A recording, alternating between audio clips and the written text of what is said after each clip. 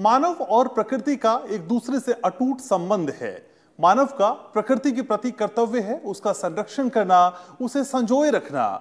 जहां प्रकृति मानव जीवन के अलग अलग पहलुओं को निर्धारित करती है, वहीं मानव की क्रियाकलापों से प्रकृति भी प्रभावित होती है और यही प्रभाव कुछ समय बाद मानव के जीवन पर गंभीर असर डालता है। चाहे ओजोन परत में छेद हो, बढ़ता वायु प्रदूषण हो, अनगिनत बीमारियां हो, जैव विविधता में कमी हो या जलवायु परिवर्तन और बदलते मौसम चक्र को देखें, ये सभी प्रकृति और उसकी विविधताओं से मनुष्य द्वारा किए गए छेड़छाड़ का ही परिणाम है।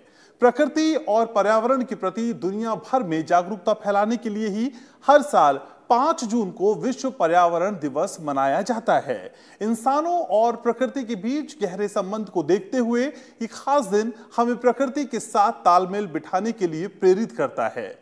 इस बार विश्व पर्यावरण दिवस की थीम है जैव विविधता, जो मानव जाति के अस्तित्व के लिए बेहद जरूरी है और जिस पर तुरंत ध्यान देने की आवश्यकता है। इस मौके पर राष्ट्रपति, उपराष्ट्रपति और प्रधानमंत्री ने भी विश्व पर्यावरण दिवस को लेकर जागरूकता फैलाने की अपील की। साथ ही जैव विविधता के संरक्षण पर जोर दिया। विशेष में आज बात करेंगे विश्व पर्यावरण दिवस की, जानेंगे क्या है दुनिया भर में जैव विविधता की स्थिति और जलवायु परिवर्तन का मनुष्य और जीवों पर किस तरह पड़ता है असर। शुरुआत करते हैं विशेष की।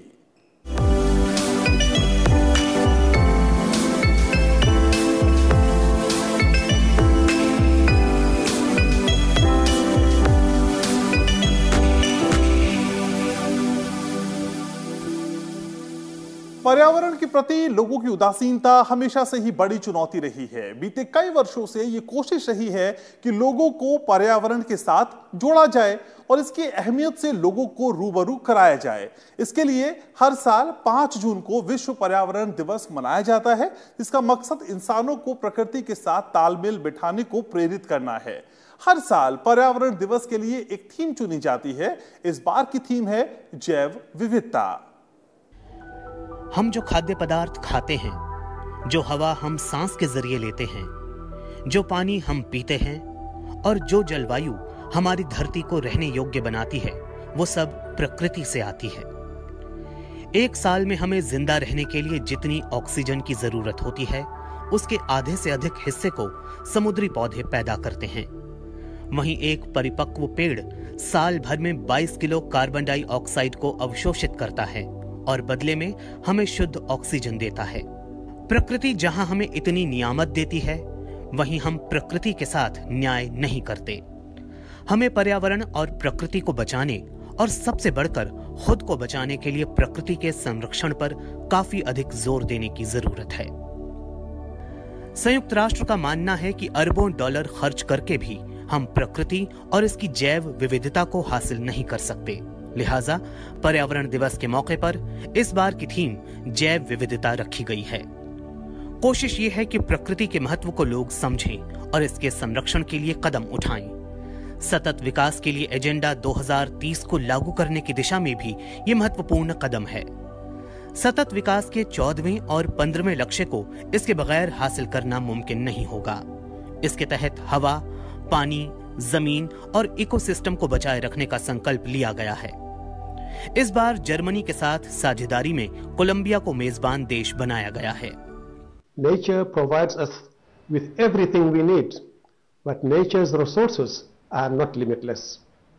What we eat, what we wear, and how we live altered much of the planet's surface, causing destruction of our environment, threatening livelihoods, and allowing the spread of diseases.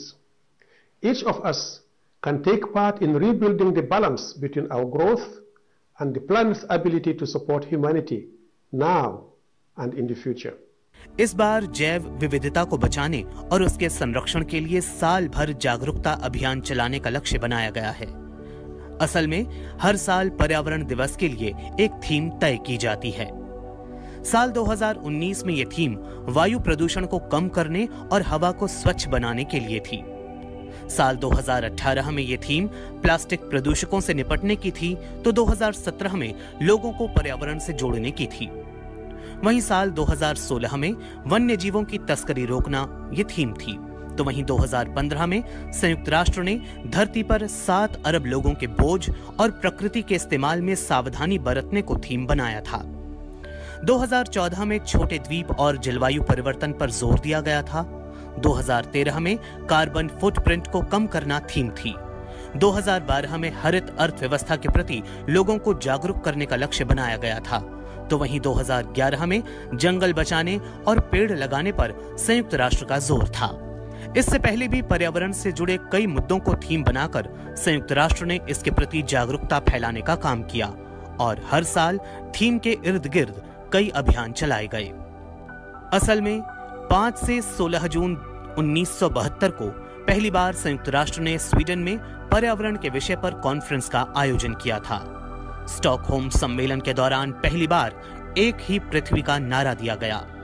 इसके बाद 15 दिसंबर 1972 को संयुक्त राष्ट्र महासभा ने एक संकल्प पारित कर हर साल 5 जून को पर्यावरण दिवस मनाने का ऐलान किया।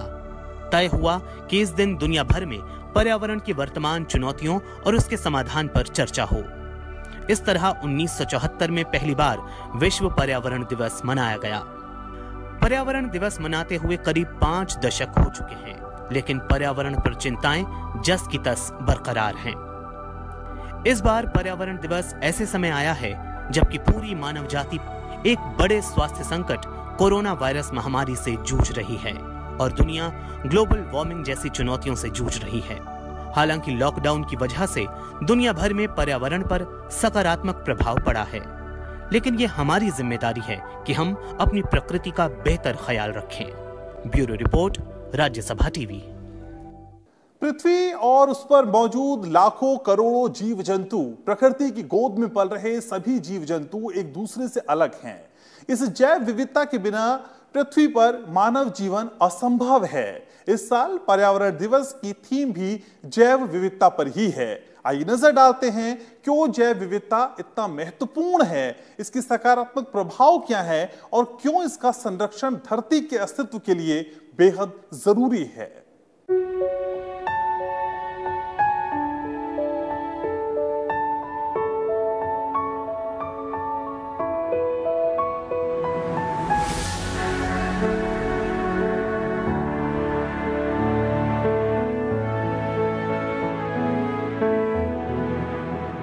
धरती और इस धरती पर मौजूद असंख्य जीव जंतु और पेड़ पौधे, इन सभी की कई प्रजातियां भी हैं जिनके अपने रूप और गुण हैं और यही जैव विविधता के रूप में धरती पर मौजूद है।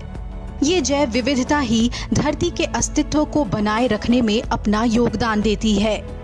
जैव विविधता शब्द का प्रयोग सबसे पहले वॉल्टर जी रासन ने 1985 में किया था।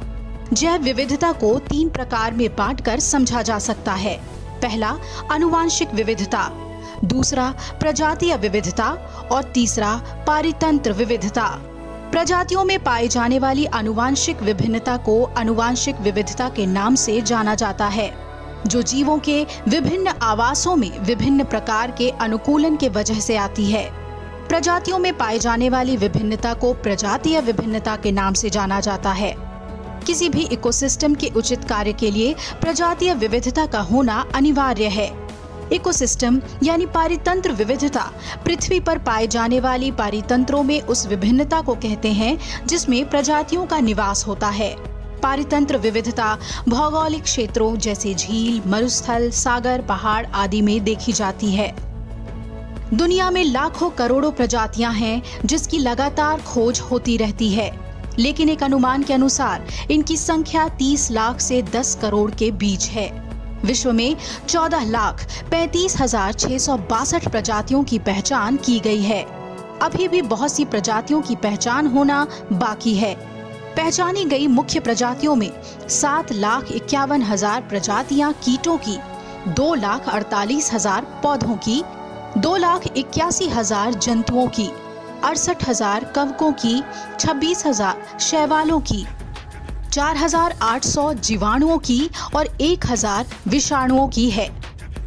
इसी साल जैव विविधता पर संयुक्त राष्ट्र ने एक रिपोर्ट जारी की, जिसके मुताबिक जैव विविधता का संरक्षण तभी संभव है जब इकोसिस्टम के साथ मानव का व्यवहार सही हो। और जंगलों का बचाव किया जाए। रिपोर्ट ने कुछ ऐसे तथ्य साझा किए हैं जो किसी खतरे की घंटी से कम नहीं। संयुक्त राष्ट्र के मुताबिक साल 1990 से अभी तक दुनिया के 420 अरब हेक्टेयर जंगल को मानव ने अपने इस्तेमाल के लिए नष्ट कर दिया है। जैव विविधता को बचाने और बनाए रखने के लिए जंगलों की कटाई पर रोक लगाना बेहद जरूरी है। रिपोर्ट के अनुसार जंगलों में 60,000 विविध पेड़ों की प्रजातियां, 80% जल थलचर यानी एम्फीबियन प्रजातियां, 75% पक्षी प्रजातियां और 68% स्तनपायी प्रजातियां मौजूद हैं। दुनिया भर के साझा प्रयासों से जंगलों की कटाई में काफी कमी देखने को मिल रही है, लेकिन फिर भी हर साल 10 अरब हेक्टेयर जंगल खेती और अन्य गतिविधियों के लिए काटे जा रहे हैं। अगर यही हाल रहा तो बहुत जल्द ही करीब 1 अरब जीव जंतुओं और पेड़ पौधों की प्रजातियां धरती से लुप्त हो जाएंगी। जैव विविधता के बिना मानव इस धरती पर जीने की कल्पना भी नहीं कर सकता, क्योंकि हम इसी इकोसिस्टम का एक हिस्सा हैं। भोजन, कपड़ा, लकड़ी, ईंधन और चारा की आवश्यकताओं की पूर्ति के लिए इंसान जैव विविधता पर ही निर्भर है। जैव विविधता कृषि पैदावार बढ़ाने के साथ साथ रोगरोधी और कीटरोधी फसलों की किस्मों के विकास में सहायक होती है। वानस्पतिक जैव विविधता औषधीय आवश्यकताओं की पूर्ति करती है। एक अनुमान के मुताबिक आज लगभग 30% उपलब्ध औषधियों को उष्णकटिबंधीय वनस्पतियों से ही पाया जाता है। जैव विविधता पर्यावरण प्रदूषण के निस्तारण में सहायक होती है। वहीं प्रदूषकों का विघटन और उनका अवशोषण कुछ पौधों की विशेषता होती है। वहीं सूक्ष्म जीवों की विभिन्न प्रजातियां जहरीले बेकार पदार्थों के साफ सफाई में भी सहायक होती है। जैव विविधता में संपन्न वन पारितंत्र कार्बन डाइऑक्साइड के प्रमुख अवशोषक होते हैं। कार्बन डाइऑक्साइड हरित गृह गैस है जो ग्लोबल वार्मिंग के लिए उत्तरदायी है। जैव विविधता की मृदा यानी मिट्टी के निर्माण के साथ साथ उसके संरक्षण में भी सहायक होती है। जैव विविधता मृदा संरचना को सुधारती है, जल धारण क्षमता एवं पोषक तत्वों की मात्रा को बढ़ाती है और जैव विविधता ही जल संरक्षण में भी सहायक होती है। संयुक्त राष्ट्र की जैव विविधता पर आई इस रिपोर्ट में कोविड-19 को लेकर भी साफ कहा गया है कि इस तरह की महामारी भी जैव विविधता को पहुंचाए जा रहे नुकसान का नतीजा है, क्योंकि मानव का स्वास्थ्य तभी दुरुस्त रहेगा जब हमारा इकोसिस्टम स्वस्थ रहेगा। Bureau report, Rajya Sabha TV. पर्यावरण असंतुलन और इससे जुड़ी तमाम चुनौतियां आज पूरी दुनिया के सामने एक बड़ी चिंता बनकर उभरी हैं। भारत दुनिया के सबसे बड़े देशों में से एक है, लिहाजा भारत में पर्यावरण दिवस मनाने का दायरा और अहम हो जाता है दूसरे मुल्कों की तुलना में। हालांकि भारत में पर्यावरण को लेकर हमेशा से खासी संजीदगी रही है। विश्व पर्यावरण दिवस के मौके पर राष्ट्रपति, उपराष्ट्रपति और प्रधानमंत्री ने देश की जनता से पर्यावरण की सुरक्षा और जैव विविधता के संरक्षण की अपील की।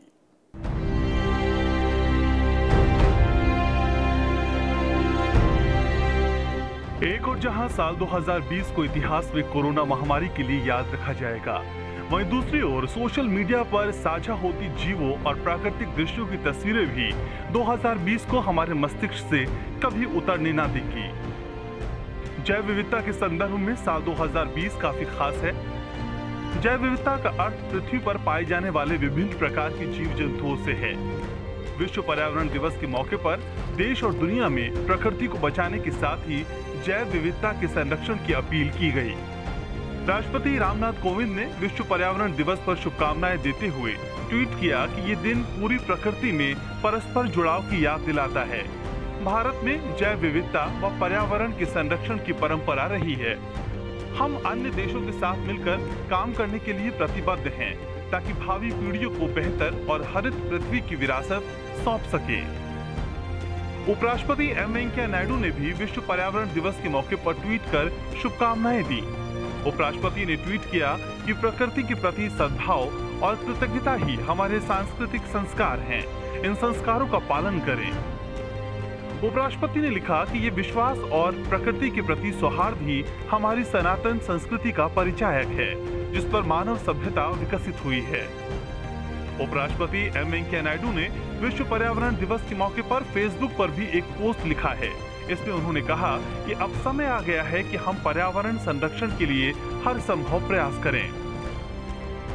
प्रधानमंत्री नरेंद्र मोदी ने भी विश्व पर्यावरण दिवस पर ट्वीट करते हुए लिखा कि इस मौके पर हम अपने ग्रह की समृद्ध जैव विविधता के संरक्षण के लिए अपनी प्रतिज्ञा दोहराते हैं।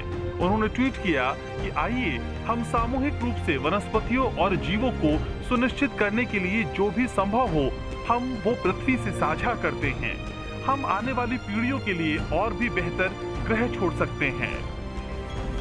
हाल ही में मन की बात कार्यक्रम में प्रधानमंत्री नरेंद्र मोदी ने पर्यावरण दिवस का जिक्र करते हुए प्रकृति और जैव विविधता के संरक्षण पर जोर दिया था।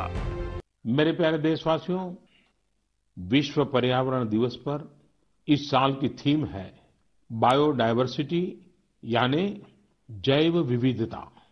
वर्तमान परिस्थितियों में यह थीम विशेष रूप से महत्वपूर्ण है। लॉकडाउन के दौरान पिछले कुछ हफ्तों में जीवन की रफ्तार थोड़ी धीमी जरूर हुई है, लेकिन इससे हमें अपने आसपास प्रकृति की समृद्ध विविधता को, जैव विविधता को करीब से देखने का अवसर भी मिला है।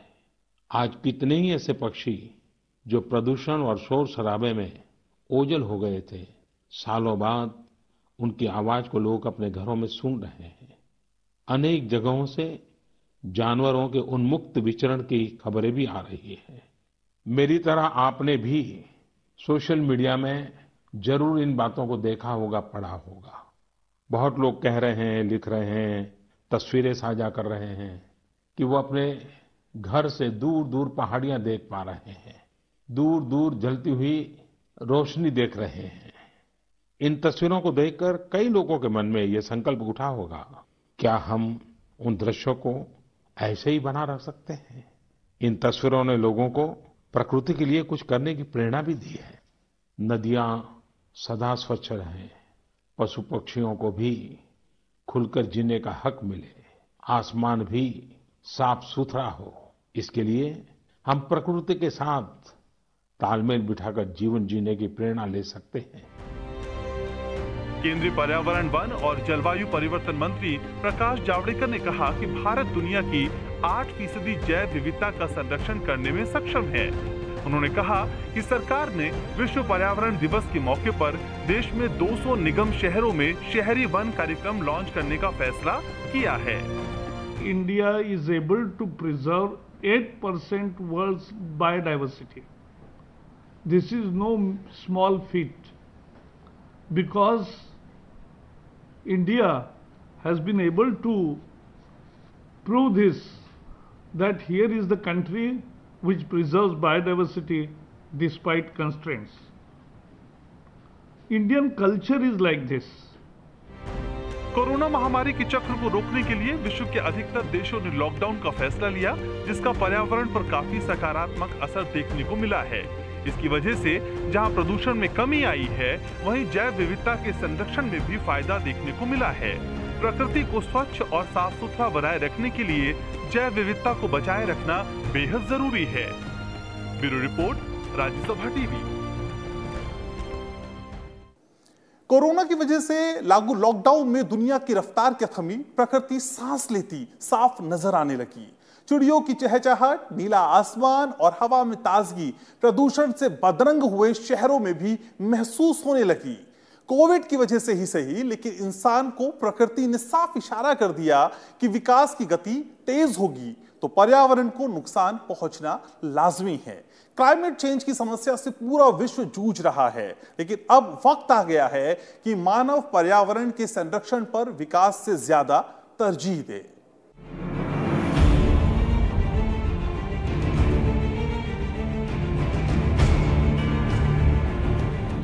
शहरों में खड़ी इन ऊंची इमारतों को देखिए। तरक्की की ये नई मिसाल है। बीते 2 दशक में भारत में तेज गति से शहरीकरण हुआ है, लेकिन इसी दौरान देश में प्रदूषण का स्तर भी ऐतिहासिक स्तर पर पहुंच गया। आलम यह है कि एक हालिया शोध में दुनिया के 20 सबसे प्रदूषित शहरों की सूची में 13 भारत के हैं। राजधानी दिल्ली में तो हालात और भी खराब हैं। वायु प्रदूषण के मामले में तो दिल्ली की स्थिति बदतर है। यहाँ छोटी उम्र के हर चौथे बच्चे सांस की बीमारी की चपेट में आ जाते हैं। जहरीली हवा के चलते भारत में लोगों की सामान्य उम्र जितनी होनी चाहिए उससे 3 साल कम हो जा रही है। पूरे देश में 66 करोड़ लोग उन इलाकों में रहते हैं जहां हवा में मौजूद कण मानकों से 4 गुना ज्यादा है, यानी खतरे की घंटी चारों तरफ बज रही है।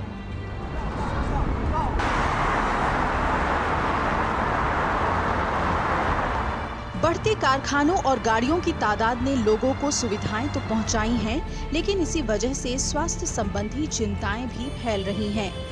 कूड़े के ढेर शहरों की पहचान बन गए हैं। शहरों के कचरे पड़ोस की नदियों में बहाए जा रहे हैं और जल शोधन योजना के अभाव के चलते उत्तर भारत में गंगा और यमुना की हालत बदतर हो गई है। दिल्ली में तो यमुना और गंदे नाले के बीच फर्क करना भी मुश्किल हो गया है। आलम यह है कि यमुना का दिल्ली से गुजरने वाले हिस्से को एक पूरी नदी मान ले तो ये दुनिया की सबसे प्रदूषित नदी कहलाएगी। महानगरों के साथ गंदगी का ये रिश्ता विकास और पर्यावरण पर नए सिरे से सोचने पर मजबूर करता है। बिजली की खपत, एसी, रेफ्रिजरेटरों की बढ़ती संख्या, गाड़ियों के धुएं, पॉलिथीन के इस्तेमाल से लेकर ठोस और द्रव कचरों के निपटान के चलते पर्यावरण को भारी नुकसान हुआ है। उत्तराखंड में नदियों के किनारे जिस तरह घर बनाए गए, पहाड़ों के आसपास जिस तरह निर्माण कार्य हो रहे हैं, नदियों को जिस तरह बांधों में तब्दील किया जा रहा है, उससे पर्यावरणविदों का एक तबका नाराज है। जंगलों की कटाई और कारखाना लगाने से पहले पर्यावरण को होने वाले नुकसान के आकलन में कई बार कोताही बरती जाती है। हालांकि पर्यावरण मंत्रालय ने इस बात पर जोर दिया है कि वो अब कार्रवाई के मामले में तेजी बरतेगा।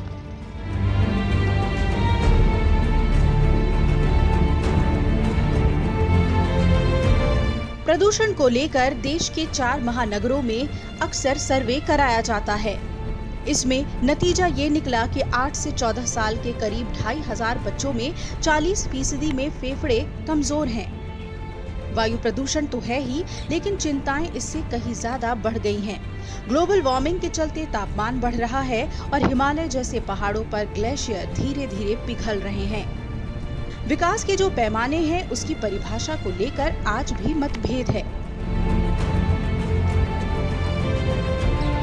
पर्यावरण को बचाने के लिए देश में कई नियम कायदे बने, लेकिन वो नतीजे नहीं मिले जिसकी उम्मीद की गई। लॉकडाउन के चंद दिनों ने ही कई नदियों को प्रदूषण मुक्त कर दिया, तो शहरों के प्रदूषण में भारी कमी भी आई है। वक्त आ गया है कि बेलगाम मानव गतिविधियों पर रोक लगे ताकि जलवायु परिवर्तन से होने वाले नुकसान को रोका जा सके। Bureau report, Rajya Sabha TV. तो विशेष के आज के अंक में मेरे साथ इतना ही। आपके सुझावों का, आपकी प्रतिक्रियाओं का हमको बेसब्री से इंतजार रहता है। उम्मीद है कि आज का ये अंक आपको पसंद आया होगा।